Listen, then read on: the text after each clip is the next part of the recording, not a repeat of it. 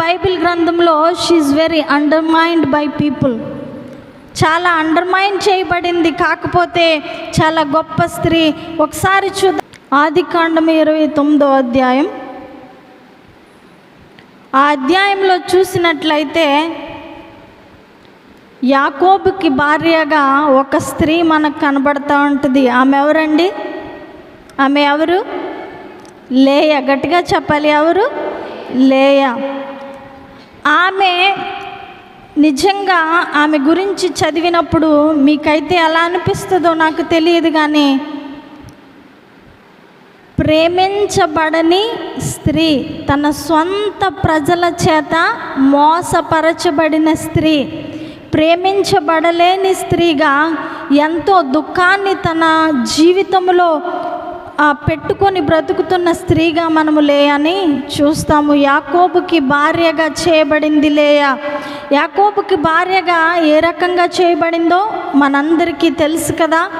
యాకోబు రాహేలుని పెళ్లి చేసుకుంటానని తన మామ అయిన లాబానుతో చెప్పినప్పుడు లాబాన్ ఏమన్నాడు? ఓకే సరే, నీవు నాకు 7 సంవత్సరాలు కొలువు చెయ్యి, నా బిడ్డను నీకు భార్యగా ఇస్తానని అన్నాడు.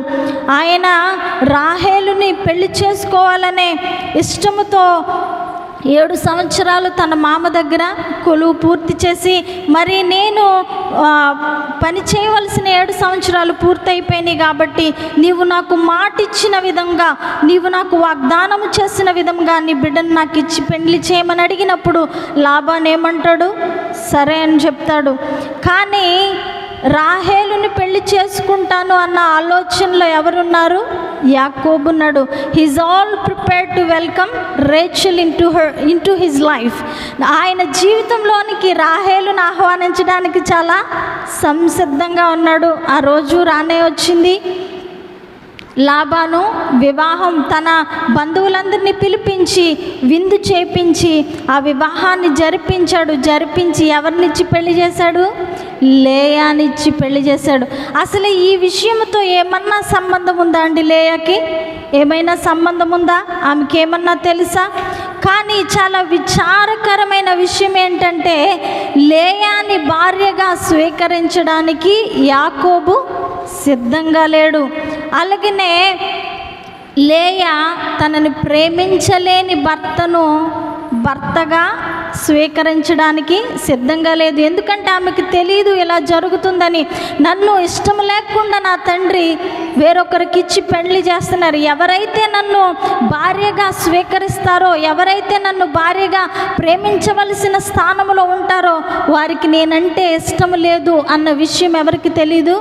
లేయాకు తెలియదు.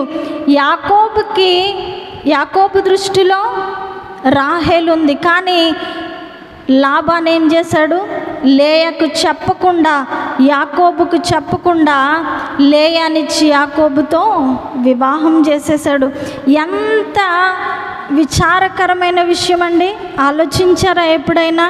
ఎంత బాధ కదా. చదువుతుంటేనే నాకు చాలా బాధ అనిపిస్తూ ఉంటుంది.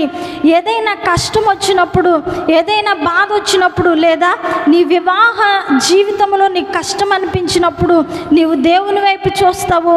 ఆ తరువాత నువ్వు ఎవరి దగ్గరికి వెళ్తావు? నీ తల్లిదండ్రుల దగ్గరికే వెళ్తావు, అవునా కదా? మన తల్లిదండ్రులకి వెళ్ళి చెప్పుకోవాలనుకుంటాము. కానీ అలాంటి తండ్రి, ఒక బాధ్యతాయుతమైన స్థానంలో ఉన్న తండ్రి, తన బిడ్డ సంతోషాన్ని గుర్తించవలసిన తండ్రి, తన బిడ్డ సంతోషాన్ని తీసుకురావాల్సిన తండ్రి ఏం చేశాడో తెలుసా? తన బిడ్డ జీవితంలో అంతులేని దుఃఖాన్ని నింపేశాడు. ఆయనకి తెలుసు యాకోబుకి ఎవరి మీద ప్రేమ ఉందో. లాబానుకు తెలుసు, ఒకవేళ లేయానిచ్చి పెళ్లి చేస్తే యాకోబు ప్రేమించలేడని. ఎందుకంటే ముందుగానే చెప్పాడు ఆయన ప్రేమ ఎవరి మీద ఉందో. అయినప్పటికీ తండ్రి ఆ విషయాన్ని ఆలోచించకుండా, మా సంప్రదాయము కాదిది, మా మర్యాద కాదిది అని ఒక ఇష్టము లేని వ్యక్తితో లేయా వివాహాన్ని జరిగించాడండి. ఎంత బాధాకరమైన విషయము. అలాగని తండ్రి ఇష్టం లేకుండా ఎవరో ఒకరికి ఇచ్చి చేసేసాడు కదా, తన బాధ్యత ఏదో వదిలించేసుకున్నాడు కదా, తన పని అయిపోయిందని చేతులు దులుపుకొని కూర్చున్నాడు కదా, నేను నా అత్తవారింటికి వెళ్ళి లేదా నేను నా భర్త దగ్గరికి వెళ్ళి సంతోషంగా ఉంటాను, ఆనందంగా ఉంటాను, పోనీలే నా తండ్రి నన్ను మోసం చేస్తే చేశాడు, నా జీవితంలో నాకు దుఃఖాన్ని కలిగిస్తే కలిగించాడు, నాకు ఇష్టం లేని పని చేస్తే చేశాడులే, నా భర్తతో నేను సంతోషంగా ఉంటాను అనుకోవడానికి ఉందండి? లేదు. ఎందుకంటే ఇక్కడికి వచ్చి చూస్తే భర్త ద్వారా ఏ ప్రేమ అయితే ఆమె పొందడానికి అర్హురాలో ఆ ప్రేమను ఆమె జీవితంలో పొందలేకపోతా ఉంది.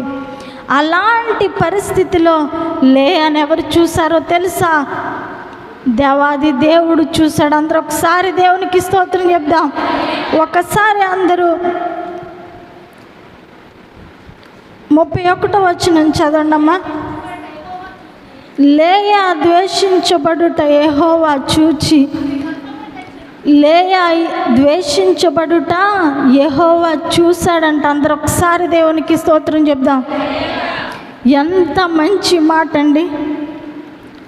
నీవు ద్వేషించబడడం, నీవు కన్నీరు కార్చడం, నీవు అనేక శ్రమల గుండా ప్రయాణం చేయడం, నీవు అనేక పోరాటాల గుండా నీ జీవితాన్ని సాగించడం, ఒకవేళ నీ చుట్టూ ఉన్నవారు చూడలేకపోవచ్చు, లేదా నీ కన్న తల్లిదండ్రులే నిన్ను అర్థం చేసుకోలేని పరిస్థితిలో ఉండొచ్చు, లేదా నిన్ను కట్టుకున్న భర్తే నిన్ను అర్థం చేసుకోలేని స్థితిలో ఉండొచ్చు. కానీ నీవు ద్వేషించబడుతున్నావన్న సంగతి, నీవు కన్నీరు కారుస్తున్నావన్న సంగతి, నీవు అనేక శ్రమల గుండా నడుస్తున్నావన్న సంగతి, అనేక పరిస్థితుల గుండా నువ్వు వెళుతూ ఉన్నావన్న సంగతి ఎవరు చూస్తారో తెలుసా?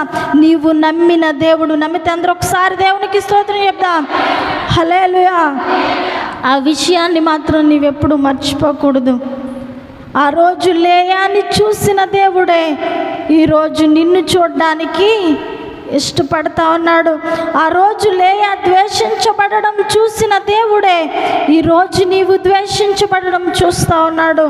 ఆ రోజు లేయా కన్నీరు కార్చడం చూసిన దేవుడే ఈరోజు నీవు కన్నీరు కార్చడము చూస్తూ ఉన్నాడు.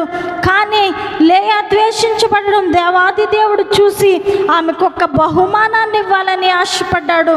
బహుమానాన్ని ఇవ్వాలని ఆశపడి ఆమె గర్భాన్ని దేవుడు తెరిచాడు. తెరిచినప్పుడు రూబేను పుట్టాడండి. రూబేను పుట్టిన వెంటనే లేయా ఏమనుకుందో తెలుసా? ఈ మాట చదివినప్పుడు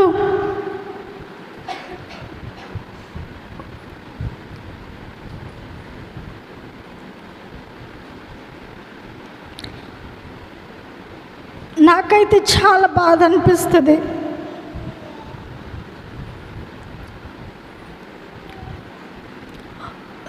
రూబేను పుట్టిన వెంటనే లేయా ఏమనుకుందో తెలుసా? అయ్యో, నాకు కుమారుడు పుట్టాడు కదా, నాకు ఇంకా ఏం కావాలి అని అనుకోలేదు ఆమె. ఏమనుకుందో తెలుసా? నేను నా భర్తకు వారసునిచ్చాను కాబట్టి నా భర్త ఇప్పుడు నన్ను ప్రేమిస్తాడు అనుకుందండి. ఎంత ప్రేమించే బాధ్యత ఎవరిది? భార్యను ప్రేమించే బాధ్యత ఎవరిది? భర్తది. కానీ ఆ స్థానములో ఉండి ఆయన బాధ్యతను నిర్వర్తించలేని స్థితిలో యాకోబు ఉన్నప్పుడు ఆమె ఏమీ ఆలోచించట్లేదు. తనకు పుట్టిన కుమారుని గురించి కూడా ఆలోచించట్లేదు. తన కుమారుని బట్టి కూడా ఆమె సంతోషపడట్లేదు. తన హృదయంలో ఏ ఆశ అయితే ఉందో, ఏ కోరిక అయితే ఉందో దాన్ని బట్టి అనుకుంటుంది, ఇప్పుడైనా నా భర్త నన్ను ప్రేమిస్తాడు, ఇప్పుడైనా నా భర్త నన్ను దగ్గరికి తీసుకుంటాడు, ఇప్పుడైనా నా భర్త నాకు చేయవలసిన న్యాయం చేస్తాడు, ఇప్పుడైనా నా భర్త దగ్గర నుంచి నేను ఆప్యాయత పొందుకుంటాను అని అంటా ఉంది. రూబేను పుట్టాడు. మరలా దేవుడు జ్ఞాపకం చేసుకున్నాడు. మరలా షిమ్యోను పుట్టాడు. మరలా ఆమె ఆలోచనదే,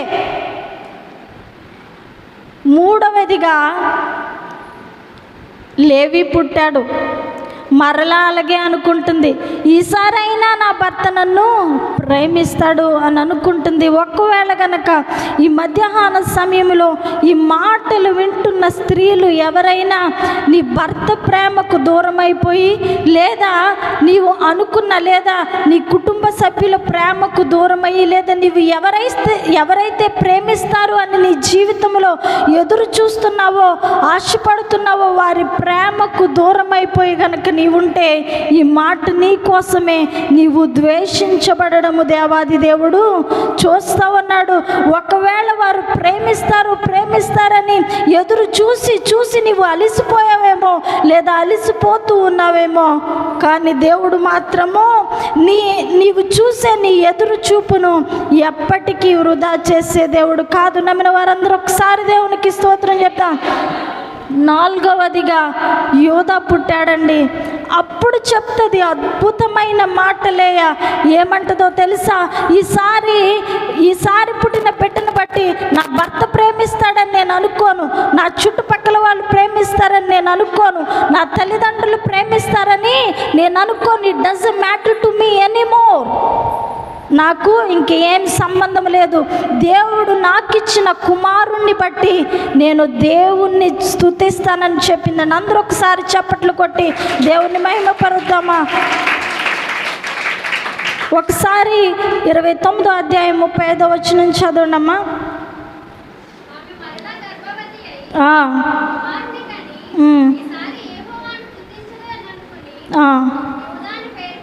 చాలు. ఈసారి ఏమనుకుందంట?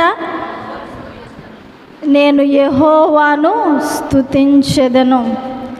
దేవుడు కోరుకునేది అదే లేయ దగ్గర నుంచి. అమ్మా, నీవు వాళ్ళు ప్రేమిస్తారు వీళ్ళు ప్రేమిస్తారని ఎదురు చూడడం కాదు, వాళ్ళ ప్రేమ కొరకు వీళ్ళ ప్రేమ కొరకు తహతహలాడడం కాదు, నీకు నీ జీవితంలో ఎవరో సంతోషాన్ని తీసుకొస్తారని చూడడం కాదమ్మా. నీవు చేయాల్సిందేంటి? దేవుణ్ణి స్తుతించాలి. నీ దేవుడు నీ జీవితంలో చేస్తున్న కార్యాలను బట్టి ఎవరు స్తుతించబడాలి? దేవాది దేవుడు స్తుతించబడాలని దేవుడు ఆమె దగ్గర నుంచి కోరుకున్నది ఇదే. ఫైనల్గా యోధా పుట్టినప్పుడు లేయా అంటుంది, ఈ బిడ్డను బట్టి నేను దేవుణ్ణి స్తుతిస్తానంటుంది. ఎంత మంచి కార్యమండి. మీరు అనుకోవచ్చు, ఎంత ఇలా జరుగుతుంది కదా లేయా జీవితంలో ఎంతగా కన్నీరు విడుస్తుంది కదా, లేదా ఆమె జీవితము ఇన్ని శ్రమల గుండా వెళుతూ ఉంది కదా, లేదా ఆమె జీవితంలో కన్నీరు దుఃఖం వేదన తప్ప ఏమీ లేదు కదా, మరి దేవుడు ద్వేషించబడడం చూస్తున్నారంటున్నారు, దేవుడు ఆమె పరిస్థితిని చూస్తున్నాడు అంటున్నారు, మరి దేవుడు ఏం చేయలేదా అని మీరు అనుకోవచ్చు. కానీ లేయా జీవితం పట్ల దేవుడు కలిగిన ప్రణాళిక అత్యద్భుతమైనది. అందరూ ఒకసారి దేవునికి స్తోత్రం చెప్దాం. అదేంటో నేను చెప్తాను, కానీ లేయా కూడా ఆ విషయము తెలీదు. నీవు ద్వేషించబడినంత మాత్రాన, మనుషుల చేత తృణీకరించబడినంత మాత్రాన, మనుషుల చేత నీవు నిందలు అనుభవించినంత మాత్రాన దేవుడు నిన్ను విడిచిపెట్టడు, ప్రక్కన పెట్టడు. మనుషులు నిన్ను ప్రక్కన పెట్టేసినట్టు నీవు నమ్మిన దేవుడు నిన్ను ఏనాటికి ప్రక్కన పెట్టడు. మళ్ళీ అదే పరిస్థితి అండి. ఒకసారి ఏమనుకుంది లేయా? నా భర్త ప్రేమిస్తాడనుకుంది, మళ్ళీ నా భర్త ప్రేమిస్తాడనుకుంది. ఈసారి ఇలా కాదు, నేను యెహోవాను స్తుతిస్తానని అనుకుంది. మళ్ళీ 30వ అధ్యాయంలో చూసేటప్పటికి అంతే కదండి. మనకేంటి, ఎంతసేపు మన పక్కన కూర్చొని భర్తలు మాట్లాడాలని అనుకుంటాం, టైం స్పెండ్ చేయాలని అనుకుంటాం. ఒకవేళ అలా జరగకపోతే మనకేమొస్తుంది? కోపం వస్తుంది. Quite natural. ఒకవేళ ఈసారికి పర్వాలేదులే, పోనీ మాట్లాడకపోని నా పని నేను చూసుకుంటా అని అనుకుంటాం. 2 నిమిషంలోనే మళ్ళీ ఏమనుకుంటాం? అయ్యో అలా అయితే అలా కుదురుద్ది అని అనుకుంటాం కదా. మళ్ళీ మనమే వెళ్ళి మాట్లాడడానికి, ప్యాచప్ చేయడానికి ట్రై చేస్తూ ఉంటాం. అలా చేయకుండా ఉండడం కూడా తప్పే. ఒకవేళ నువ్వు చేయకుండా నేను ఎక్కడే కూర్చుంటా, నేను మాట్లాడను, అసలు అలా ఎందుకు చేశారు, ఆయన జీవితం ఆయనదే, నా జీవితం నాదే, అలాంటి నిర్ణయాలు తీసుకోకూడదు. ఎందుకంటే అది దేవుడు జతపరిచినది కాబట్టి దాన్ని కట్టుకునే బాధ్యత స్త్రీలైన మన మీద ఉంది. అలానే వాళ్ళు ఏం చేసినా, వాళ్ళు కొట్టినా తిట్టినా అలాగే ఉండాలని నేనేం అనట్లేదు. దేవుడు నీకు ఇచ్చిన జ్ఞానాన్ని బట్టి, నీకు దేవుడు నేర్పించిన జ్ఞానాన్ని బట్టి నీకు తగిన సమాధానం ఏదో నువ్వు చెప్పు. కానీ నీ ఆ రిలేషన్షిప్ని బ్రేక్ అయిపోయేలాగా ఆ ఇద్దరి మధ్య ఆ గోడలు కట్టేసే పరిస్థితి ఎప్పుడు తీసుకొని రాకూడదు. ఎందుకంటే దేవుని ఉద్దేశము మన పట్ల అలా కాదు. ఇప్పుడు కూడా అంతేనండి, మనలాంటి స్త్రీయే కదా. ఈసారి నేను దేవుడినే స్తుతిస్తానంది. దేవుడు మళ్ళీ జ్ఞాపకం చేసుకున్నాడు. దేవుడు ఆమెను చూస్తూ ఉన్నాడు, మరలా జ్ఞాపకం చేసుకున్నాడు. ఇస్సాకారు అనే బిడ్డను కన్నది. ఆ తరువాత మరలా జబూలూను అనే బిడ్డను కన్నది. ఆ తర్వాత అనుకుంటుంది, ఈసారి నా భర్త నాతో కాపురం చేస్తాడు, ఈసారి నా భర్త నన్ను ప్రేమిస్తాడు. She has a hope for her husband. ఆయన తిరిగి వస్తాడని ఎంతో ఆశ పెట్టుకొని ఎదురు చూస్తున్న స్త్రీ. ఒకసారి చూద్దామా ఆ 30వ అధ్యాయంలో 20వ వచనం లాస్ట్ లైన్ చదువున్నానా?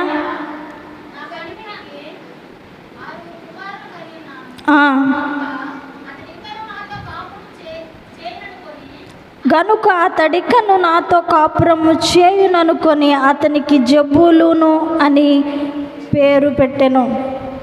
మొదటి నుంచి ఆమె అనేది ఏంటండి? నా భర్త ఇప్పుడు ప్రేమిస్తాడేమో, నా భర్త ఇప్పుడు ప్రేమిస్తాడేమో, నా భర్త ఇప్పుడు ప్రేమిస్తాడేమో అని ఎదురు చూసిన ప్రతిసారి తన జీవితంలో ఏమెదుర్కొంది? తిరస్కారమే ఎదుర్కొంది. ఆమె అనుకున్నది ఆమె జీవితంలో సాధించలేకపోయింది. తన భర్త ప్రేమను పొందలేకపోయింది. ఆమె కన్నీళ్లు ఎవరు చూశారు? దేవాది దేవుడు చూశాడు. కానీ నీవు కార్చే కన్నీరు కూడా దేవాది దేవుడు చూస్తూనే ఉంటాడు. నీవు దేని కొరకైతే ఆశపడతా ఉన్నావో, ఏ సమస్య గురించి అయితే కన్నీరు విడుస్తూ ఉన్నావో ఆ సమస్యను చూస్తాడు. నీవు కార్చే కన్నీటిని కూడా దేవాది దేవుడు చూస్తూ ఉంటాడు. కానీ నేను ఒక మాట చెప్పనా, మనందరము ఒకవేళ గనక నీవు ఆ కన్నీరు కార్చే స్థితిలో ఉంటే దేవుడు నిన్ను చూస్తాడు, దేవుడు ఆ సమస్యకు పరిష్కారం ఇస్తాడు.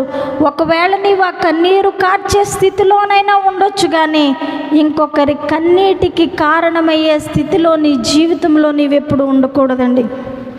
ఎందుకంటే కన్నీరు కార్చే వ్యక్తిని దేవుడు చూస్తూ ఉన్నాడు, ఆ కన్నీటికి కారణమైన వారిని కూడా దేవాది దేవుడు చూస్తూ ఉన్నాడు. నీ సమస్య ఏంటో దేవుడు చూస్తూ ఉన్నాడు, అలాగే నీ సమస్యకు కారణమైన వారిని కూడా దేవాది దేవుడు చూస్తూ ఉన్నాడు. ఒకవేళ నువ్వు మనుషుల చేత అవమానాలు పడి లేదా నీ సొంత వారితోనే ప్రేమించబడలేని స్థితిలో ఉండి నీవు కన్నీరు కార్చినా పర్వాలేదు, కానీ నీ వల్ల ఒక స్త్రీ కన్నీళ్లు పెట్టుకునే స్థితిలో మాత్రము నీవెప్పుడు ఉండకూడదు. దేవుని నమ్మిన బిడ్డలుగా అలాంటి స్థితిలో ఉండడం దేవాది దేవునికి ఇష్టమే లేదు. చాలా విచారకరమైన విషయం ఏంటంటే, ఈనాటి దినాల్లో జరుగుతున్న విషయాలు ఏంటంటే, ఒక స్త్రీ కన్నీటికి కారణము ఇంకొక స్త్రీ అవుతుందండి. అది చాలా విచారం కదా. ఒక స్త్రీ మనసును బాగా అర్థం చేసుకోగలిగిన వారెవరు? మనము ఏ పరిస్థితిలో ఎలా ఉంటాము, లేదా ఎలాంటి పరిస్థితుల్లో ఎలాంటి ఇబ్బందులను ఎదుర్కొంటాము, లేదా మన అత్తింట్లో కానీ లేదా భర్తతో కానీ లేదా కుటుంబ సభ్యులతో కానీ లేదా బిడ్డలతో కానీ మనకు ఎలాంటి పరిస్థితులు ఏర్పడవచ్చు అన్న విషయము స్త్రీలకే బాగా తెలుసు.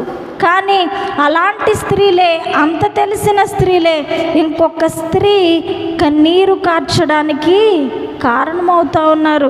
అది ఎంతవరకు న్యాయం అంటారు? ఒక స్త్రీని అర్థం చేసుకునే స్థానంలో ఉన్న నీవే, ఒక స్త్రీని అర్థం చేసుకోగలిగిన క్యాపబిలిటీ ఉన్న నీవే ఇంకొక స్త్రీ కన్నీటికి కారణమైతే మరెవరండి వారి కన్నీరు తుడిచేది? దేవాది దేవుడు చూస్తలేదా? నీ ఒకరి కన్నీటికి కారణమవుతున్నావు అన్న సంగతి దేవాది దేవుడు చూడట్లేదా? ఆయన ఏం చేస్తున్నావు? కీర్తనలు 14వ కీర్తనలో 2వ వచనంలో ఎలా ఉంటుంది? వివేకము కలిగి దేవుణ్ణి వెదకువారు కలరేమోనని యెహోవా ఆకాశము నుండి నరులను పరిశీలించెను. వారు ఎలా ఉన్నారంట? దారి తొలగి బొత్తిగా చెడిపోయి ఉన్నారంట. అసలు ఆయన ఎలాంటి వారి కోసం చూస్తున్నాడంట? వివేకము కలిగి దేవుని వెతికేవారు ఎవరైనా ఉన్నారా ఈ భూమి మీద? వివేకము కలిగి నన్ను వెతికేవారు ఎవరైనా ఉన్నారా? నా ఆజ్ఞను అనుసరించి నడిచేవారు ఎవరైనా ఉన్నారా?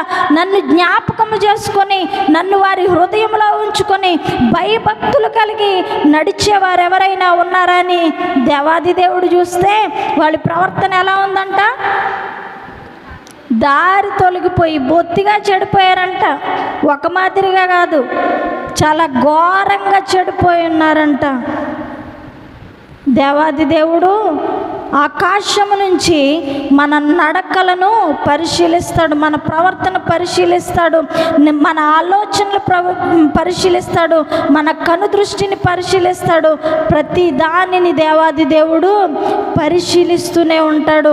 ఆయన పరిశీలించినప్పుడు, పరీక్షించినప్పుడు నీ హృదయం ఎలా ఉంది, లేదా నీ నడవడిక దేవుని ముందు ఎలా ఉంది, నీ ప్రవర్తన దేవుని ముందు ఎలా ఉంది అని దేవుడు పరిశీలించినప్పుడు ఎలా ఉంటే దేవుడు ఇష్టపడతాడండి? యథార్థముగా ఉన్నప్పుడు దేవుడు ఇష్టపడతాడు. ఆయనకి ఇష్టమైనట్లుగా నీ ప్రవర్తన ఉన్నప్పుడు ఆయన ఇష్టపడతాడు. ఆయన ఆజ్ఞలను అనుసరించి నీ జీవితాన్ని నువ్వు కట్టుకుంటున్నప్పుడు ఆయన ఇష్టపడతాడు, ఆనందిస్తాడు నీ జీవితాన్ని బట్టి. కానీ ఆ కీర్తనల గ్రంథంలో చెప్పినట్లు 14వ కీర్తనలో చెప్పినట్లుగా నీవు దారి తప్పి బొత్తిగా చెడిపోయి ఉన్నావు అని దేవాది దేవుడు గుర్తించినప్పుడు ఏమాత్రము సహించడు. నిన్ను ఎలా దారిలో తీసుకురావాలో అలా తీసుకొస్తాడు. కానీ నీ అంతట నువ్వు సరైన మార్గంలోకి వచ్చేస్తే పర్వాలేదు, కానీ దేవుడు కనుక దారిలో పెట్టడం మొదలు పెడితే నువ్వు తట్టుకోలేవు. చాలా కష్టంగా ఉంటుంది, చాలా బాధగా ఉంటుంది. ఎందుకంటే దేవునికి ఎదురు తిరిగి మనం నిలబడలేము కదా. ఏ పాటి వారము? మానవ మాతృలం మనము. కానీ దారి తప్పి చెడిపోయి ఉన్నావా, లేదా దేవుడు వెతికినప్పుడు ఆకాశం నుంచి నిన్ను పరిశీలించినప్పుడు దేవుడు చెప్పిన దారిలో నీవు ఉన్నావా అని ఎవరికి వారే ఏం చేసుకోవాలి? పరిశీలన చేసుకోవాలి. దేవుని సన్నిధిలో కూర్చున్న ప్రతిసారి అయా నీ సన్నిధిలో నా ప్రవర్తన ఎలా ఉందయా, అయా నీ సన్నిధిలో నేను ఎలా నడుచుకుంటున్నానయ్యా, దావీదు భక్తుడు చెప్పినట్లుగా నా హృదయాన్ని నువ్వు పరిశోధించి తెలుసుకో, పరిశీలించు చూడు అని దావీదు చెప్పినట్లుగా నేను చెప్పగలుగుతున్నానా తండ్రి? అంతటి హృదయము, అంతటి శుద్ధమైన హృదయము నాలో ఉందా అని దేవుని సన్నిధిలో కూర్చొని ప్రార్థన చేసి, ఒకవేళ అలాంటి శుద్ధమైన హృదయం నాకు లేకపోతే దయచేయని ఏం చేసేవారంగా ఉండాలి? ప్రార్థన చేసేవారంగా ఉండాలి. అలా ప్రార్థన చేసినప్పుడు దేవుడు నీ ప్రార్థన విని నీకు సహాయం చేయడానికి ఇష్టపడతా ఉంటాడు. నేను లే గురించి చెప్పాను కదా, ఆమె ద్వేషించబడడం దేవుడు చూశాడు, ఆమె కన్నీటిని దేవుడు చూశాడు. మనందరికీ ఒకటే పెద్ద క్వశ్చన్ మార్క్. మీరే చెప్తున్నారు కదండి దేవాది దేవుడు చూస్తాడని, మరి లేయాని చూడలేదా అని మీరు అనుకుంటారు. లేయా పట్ల దేవుడు కలిగి ఉన్న ప్రణాళిక గొప్ప ప్రణాళిక. ఆనాడు లేయాకు తెలియదు. ఆమెనిచ్చి వివాహము చేసినప్పుడు లాబానుకు కూడా తెలియదు. ఆమెను వివాహము చేసుకున్నప్పుడు యాకోబుకు కూడా తెలియదు. అదేంటో తెలుసా? దేవాది దేవుడు లేయా గర్భవాసమున పుట్టిన యోధా గోత్రము నుంచి వచ్చాడు యేసుక్రీస్తు ప్రభు. అందరూ ఒకసారి చప్పట్లు కొట్టి, ఎంత గొప్ప ఆధిక్యత అండి లేయాది, ఎంత గొప్ప ఘనత దేవుడు ఇచ్చాడు. ఆమె భూమి మీద ఉండగా తృణీకరించబడింది నిజమే, ద్వేషించబడింది నిజమే, కన్నీరు కార్చింది నిజమే. కానీ అంత కన్నీటిని మించిన ఆనందాన్ని, దుఃఖాన్ని మించిన ఆనందాన్ని, ఆమె భరించిన నిందను మించిన ఆనందాన్ని, ద్వేషానికి మించిన దీవెనను దేవాది దేవుడు ఆమెకిచ్చాడండి. ఆమె గర్భం నుంచి పుట్టిన యోధాలో నుంచే యేసుక్రీస్తు జననమయ్యాడు. ఎంత గొప్ప ఆధిక్యత! అసలు ఎంత గొప్ప ఆధిక్యత ఉంటే అంత గొప్ప ఘనత వస్తుందండి. ఆమె ద్వేషించబడడం దేవుడు చూశాడు. ఆమె ఊహకు మించిన ఆశీర్వాదాన్ని ఆమె జీవితంలో దేవాది దేవుడు ఇచ్చాడు. అలాగనే ఆమె కడుపులోనే పుట్టిన లేవీల గురించి దేవాది దేవుడు ఏం చెప్పాడండి? నేనే మీ స్వాస్థ్యము, యెహోవాయే నీ స్వాస్థ్యం అన్నాడు దేవాది దేవుడు. ఎందుకంటే ఇశ్రాయేలీలో 12 గోత్రాల వారు ఎవరికి ఏం రావాలి అని పంచుకుంటున్నప్పుడు, లేదా వారు ఎవరెవరికి ఏమి స్వాస్థ్యము రావాలి అని అన్నప్పుడు అందరికీ అన్ని స్వాస్థ్యాలు పంచిపెట్టబడ్డాయి. కానీ లేవీలకు మాత్రము ఇవ్వబడలేదప్పుడు దేవాది దేవుడు ఏమన్నాడో తెలుసా? యెహోవాయే లేవీయులకు స్వాస్థ్యము. లేవీయులు ఎవరి బిడ్డలండి? లేవి ఎవరి కుమారుడు? లేయా కుమారుడు. లేవి ఎవరి కుమారుడండి? లేయా కుమారుడు. దేవాది దేవుని సన్నిధిలో, ఆయన మందిరములో పరిచర్య చేసే అంతటి భాగ్యాన్ని ఎవరు పొందుకున్నారు? లేవీయులు పొందుకున్నారు. అలాంటి లేయా గర్భములో జన్మించాడు. ఎంత గొప్ప ఆధిక్యత దేవాది దేవుడు లేయాకి ఇచ్చాడండి. ఈరోజు లేయా కొన్ని వేల సంవత్సరాలు అయిపోయింది ఆమె ఈ భూమి మీద నుంచి వెళ్ళిపోయి. కానీ ఎప్పటికీ మనము ఎవరి గురించి మాట్లాడుతున్నాం? లేయా గురించి మాట్లాడుతున్నాం, లేవీల గురించి మాట్లాడుతున్నాం, యూదుల గురించి మాట్లాడుతున్నాం. యూదుల గురించి మనము క్రొత్త నిబంధన చూసామంటే వారే ఎప్పటికీ యూదుల గురించి మనం ఏం చేస్తూ ఉంటాం? వింటానే ఉంటాం. యూదులంటే చాలా పవర్ఫుల్ అని ఎప్పటికీ చెప్తూనే ఉంటారు చాలామంది చరిత్రకారులు. కానీ ఆనాడు ద్వేషించబడిన ఆ స్త్రీ ద్వేషించబడినట్లే అట్టడుగున మిగిలిపోయిందా? మిగిలిపోలేదు. ఎందుకంటే దేవుడు పైకి లేవనెత్తాడు. అందరూ ఒకసారి దేవునికి స్తోత్రం చెప్దాం. హల్లెలూయా. 30వ కీర్తనలో కీర్తనకారుడు అంటాడు కదా, దావీదు, నీవు నా అంగలార్పును నాట్యముగా మార్చి ఉన్నావు, నాకు నా గోనె పట్టు తీసివేసి సంతోష వస్త్రము ధరింపజేసి ఉన్నావు అని అన్నాడు. అసలు ఆ 30వ కీర్తనలో మొదటి వచనంలో ఏం చేస్తాడో తెలుసా? నీవు నా శత్రువులను సంతోషింపనీయలేదు, నా పట్ల వారిని సంతోషింపనీయలేదు. ఒకప్పుడు నా శత్రువులు నన్ను చూసి నవ్వుకున్నారేమో, అనేక పర్యాయాలు నా శత్రువుల చేత నేను కొట్టబడ్డాను, నెట్టబడ్డాను, నెట్టివేయబడ్డానేమో, కానీ నా పరిస్థితిని చివరకు నువ్వు ఎలా చేసావు? నాట్యముగా చేసావు. నేను కార్చిన కన్నీరు, నా అంగలార్పంతా నీవు నాట్యముగా చేసావయ్యా. నేను ఆ గోనె పట్ట కట్టుకొని ఏడ్చిన ఆ రోజులన్నీ నీవు తీసివేసి ఏం చేసావు? నాకు సంతోష వస్త్రము ధరింప చేసావు అని ఆ కీర్తనకారుడైన దావీదు చెప్తా ఉన్నాడు.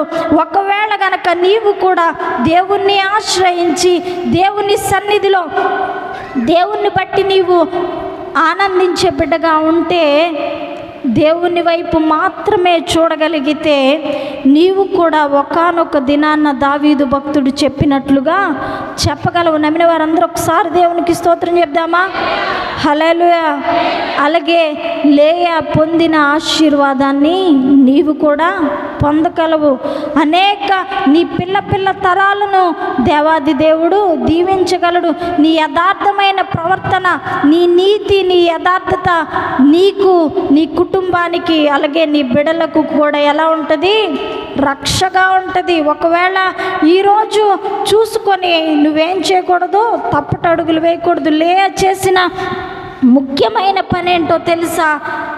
ఆమె దేవుని ప్రణాళికలో నుంచి, దేవుని ఉద్దేశములో నుండి, దేవుని చిత్తములో నుండి బయటకు వెళ్ళిపోలేదు.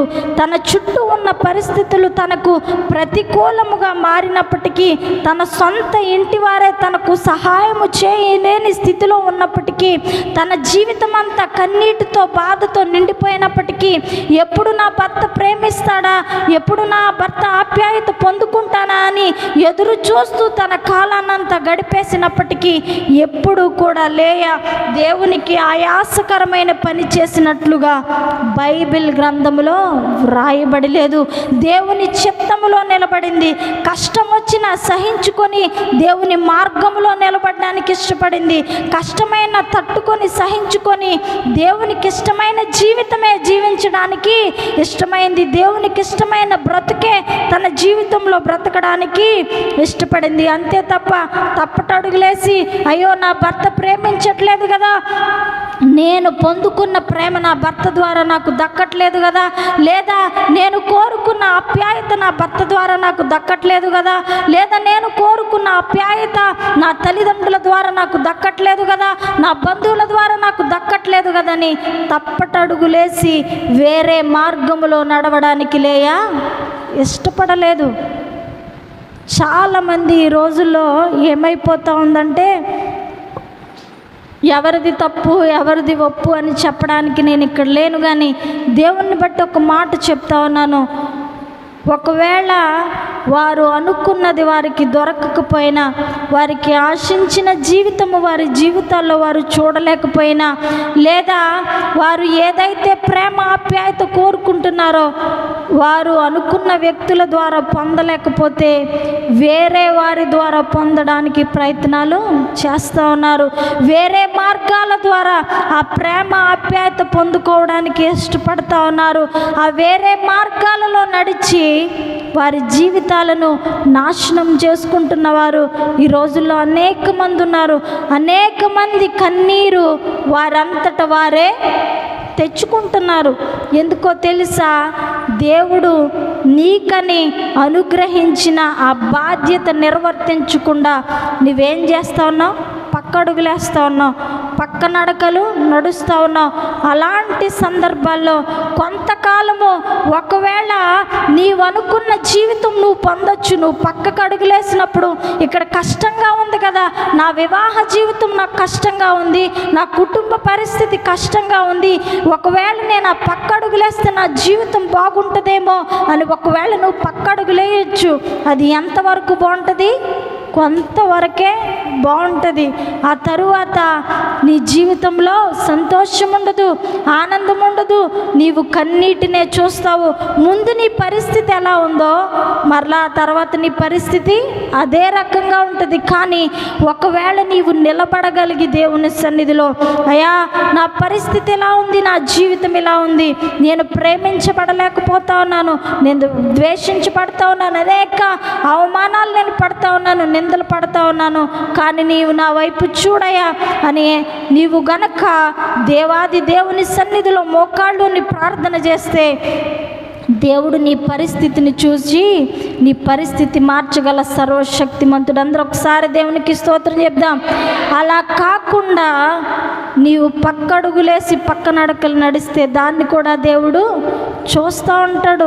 నీవు ఇది వరకు బాధపడతావు, ఆ తరువాత కూడా బాధే చూస్తావు. నీ జీవితంలో శాశ్వతమైన సంతోషము, శాశ్వతమైన ఆనందము, శాశ్వతమైన నెమ్మది, ప్రశాంతత నీ జీవితంలో నీవు చూడవు. ఒకవేళ దేవాది దేవుడు నీకు నిర్ణయించిన జీవితము ఇప్పుడు కష్టమైనా కానీ, లేయవలే కష్టముగా ఉన్నా కానీ, లేయవలే కష్టమైన మార్గముల గుండా నీవు వెళతా ఉన్నా కానీ, నీవు స్థిరపరచబడి దేవునిలో నాటబడి దేవునిలో దేవుని వైపు చూస్తే శాశ్వతమైన సంతోషాన్ని నీవు చూస్తావు, శాశ్వతమైన ఆనందాన్ని చూస్తావు. దావీదు భక్తుడు అంటాడు కదా కీర్తనలో, నీతిమంతుల బిడ్డలు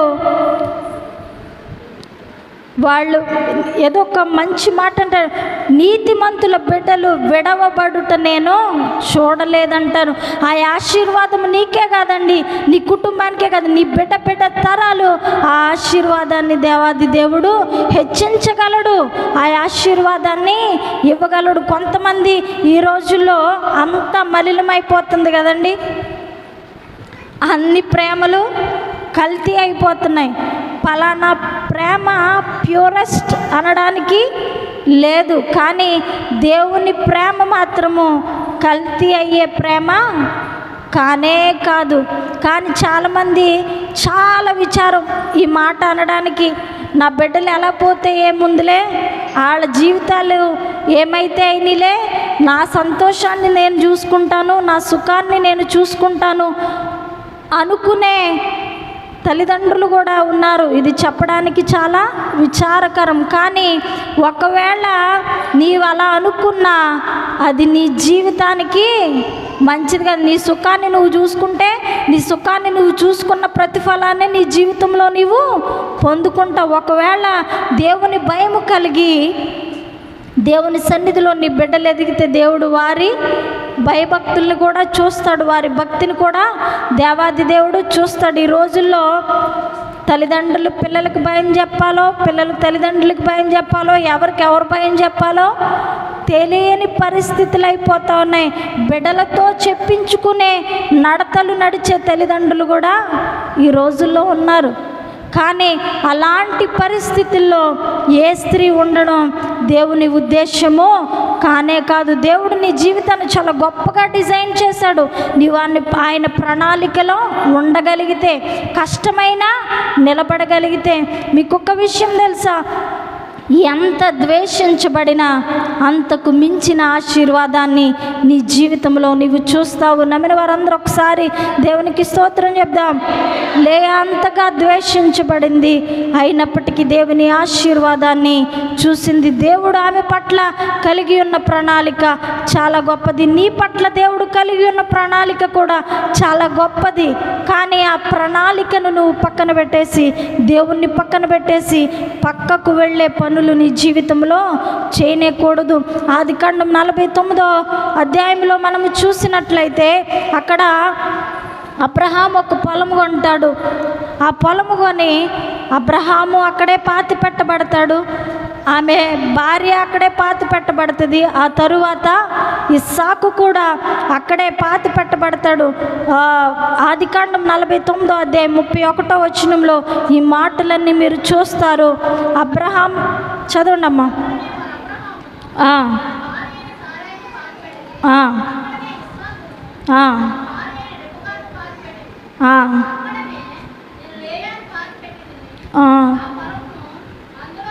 చాలండి. ఈ మాటలన్నీ యాకోబు ఆయన కుమారులకు చెప్తున్నాడు. మా తాత అబ్రహాము, ఆయన భార్య, నా తండ్రి ఇస్సాకు, నా తల్లి రిబ్కా, అలాగే నా భార్య లేయాను కూడా అక్కడే పాతి పెట్టారు, అక్కడే సమాధి చేయబడింది. నన్ను కూడా అక్కడే సమాధి చేయండి. కుటుంబం అంతా ఎక్కడుంది? కుటుంబం అంతా ఒకే చోట ఉంది. మరణములో కూడా దేవాది దేవుడు లేయని ఎవరి పక్కన ఉంచాడండి? యాకోబు పక్కనే ఉంచాడు. దేవుడు చేసే ప్రణాళికలు అలా ఉంటాయి. అందరూ ఒకసారి దేవునికి స్తోత్రం చెప్దామా? రాహేలుని ద్వేషించాడని నేను చెప్పను, కానీ ఆమెకు కావలసిన ఆశీర్వాదాన్ని ఆమె జీవితంలో కూడా దేవాది దేవుడు ఇచ్చాడు. ఆమెను కూడా దేవాది దేవుడు ఆశీర్వదించాడు. ఎందుకో తెలుసా? రాహేలును కూడా దేవాది దేవుడు ఆశీర్వదించాడు. యోసేపు ఐగుప్తు దేశానికి రాజయ్యాడు. ఆ బెన్యామీను గోత్రం నుంచి సౌలుని దేవుడు రాజుగా ఎన్నుకున్నాడు. ఇజ్రాయేలీల ప్రజల మీద మొట్టమొదటి రాజు సౌలు బెన్యామీను గోత్రానికి చెందినవాడు. రాహేలుని దేవుడేమి చిన్న చూపు చూడలేదు, కానీ లేయాకు తగిన న్యాయాన్ని దేవాది దేవుడు చేశాడు. తన భర్త పక్కన పాతి పెట్టబడే స్థానాన్ని దేవాది దేవుడు లేయాకిచ్చాడు. ఎందుకంటే షీ డిజర్వ్స్ ఇట్. భార్యగా తన హక్కది, అందుకనే దేవాది దేవుడు ఇచ్చాడు. రాహేలుని దేవాది దేవుడు ద్వేషించాడని నేను చెప్పను. ఎందుకు ఆమె ద్వేషించబడలేదో తెలుసా? ఎందుకంటే ఇలాంటి ఒక పరిస్థితి జరుగుతుంది. తనంతట తానుగా తన అక్కకి ఎదురెళ్ళలేదండి. తనంతట తానుగా తన అక్క భర్త అయిన తరువాత యాకోబును కావాలని ఆమె కోరుకోలేదు. ఈ విషయంలో కూడా ఆమె ప్రమేయమేమీ లేదు. చేసిందల్లా ఇద్దరు ఎవరు? లాబాను, యాకోబు ఇద్దరు. ఈ విషయంలో కూడా రాహేలు ప్రమేయమేమీ లేదు. కాబట్టి ఆమెకు ఎలాంటి ఘనత దక్కాలో, ఆమె బిడ్డలు ఎలా ఆశీర్వదించబడాలో దేవుడు ఆమె బిడ్డలను కూడా అలాగే ఆశీర్వదించాడు. కానీ ఒకవేళ ఆమె దేవుని నిర్ణయానికి వ్యతిరేకంగా ప్రవర్తించి ఉంటే అందుకు తగ్గ ప్రతిఫలాన్ని కూడా ఆమె జీవితంలో చూసి ఉండేది. ఎవరమైనా అంతేనండి. ఈనాటి కాలంలో, ఆనాడే కాదు ఈనాడు కూడా, నీవు ఏం చేస్తా నీ క్రియలను బట్టే నీకు జీతము దేవాది దేవుడు సిద్ధపరిచి ఉంచుతాడు. కాబట్టి మన ప్రవర్తన సరిచూసుకునే వారముగా, మన ప్రవర్తన దేవుని సన్నిధిలో, దేవుని సముఖం ఎదుట జాగ్రత్తగా చూసుకునే వారముగా నీవు నేను ఉండాలని దేవాది దేవుడు ఆశపడుతూ ఉన్నాడు. మనము ద్వేషించబడినా పర్వాలేదు, కానీ దేవునికి ఇష్టం కాని మార్గాల్లో వెళ్ళడానికి ఇష్టపడని వారముగా, దేవునికి ఇష్టము కాని మార్గాల్లో ప్రవర్తించని బిడ్డలుగా మనం ఉండాలి. ఆయనకి ఇష్టమైన బిడ్డలుగా దేవుడు ఆకాశం నుంచి తేరి చూచినప్పుడు నీ పట్ల ఎలాంటి మిస్టేక్ దేవుడు కనుగొననట్లుగా నీవు నేను ఉండాలని ప్రభు పేరట మనవి చేస్తా ఉన్నాను.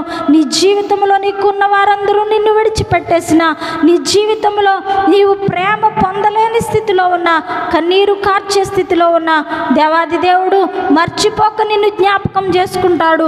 ఏదో ఒక రోజు నిన్ను గొప్ప చేస్తాడు. అంతే తప్ప ఒకరి కన్నీటికి కారణమైన స్థితిలో నీవు ఉండకూడదని ప్రభు పేరట మనవి చేస్తా ఉన్నాను. ఈనాడు పెళ్ళైన వారు విషయాలు ఎలా ఉంటాయంటే, వీరికి వివాహమైందని తెలుసు, వాళ్ళకి వివాహమైందని తెలుసు, బౌండరీస్ ఉండవు అన్నమాట. మాట్లాడే మాటలకి వారి భర్తతో వీరు కానీ, వీరు భర్తతో వారు కానీ మాట్లాడే విధానానికి బౌండరీస్ ఏముండవు. ఏమంటారు దాన్ని? బౌండరీస్, హద్దులుండవు. హద్దులు మీరి ప్రవర్తించడానికి వివాహమైన స్త్రీలు ఈ రోజుల్లో చాలామంది ఉన్నారు. చాలా విచారకరమైన విషయం ఏంటంటే, దేవుని తెలిసిన బిడ్డలు కూడా పనులు చేస్తూ ఉన్నారు. అది దేవాది దేవుని దృష్టిలో ఎంత మాత్రమో మంచిది కాదు. నువ్వు ఎప్పటికీ మరెప్పటికీ ఆయన దగ్గర నుంచి ప్రేమ సంపాదించుకోవడానికి ఇష్టపడాలి, కానీ ఆయనకి ఇష్టమైన బిడ్డగానే నీవు ఉండడానికి ఇష్టపడాలి, కానీ ఆయన నడవమన్న దారిలోనే నీవు నడవడానికి ఇష్టపడాలి, కానీ నువ్వు వేరొక దారిలో నడవడము తప్పని ఈ బైబిల్ గ్రంథం చెప్తా ఉంది. అలా చేస్తే దేవుని ఉగ్రత చూసేవారముగా ఉంటాం. అట్టి వారిగా ఉండాలని దేవుని ఆశ ఎంత మాత్రము కాదు. నీవు నేను ఆయనకి ఇష్టమైన బిడ్డలుగా బ్రతకాలన్నదే ఆయన ఆశ. నీవు నేను స్త్రీలమైన మనము ఆయన సన్నిధిలో మనల్ని, మన కుటుంబాలని, మన వివాహ జీవితాలని, మన ఆత్మీయ జీవితాలని కట్టుకునే వారముగా ఉండాలనే ఆయన ఉద్దేశము, ఆయన ఆలోచన. అట్టి వారిగా పరిశుద్ధాత్మ దేవుడు మనందరినీ దీవించి ఆశీర్వదించునుగాక.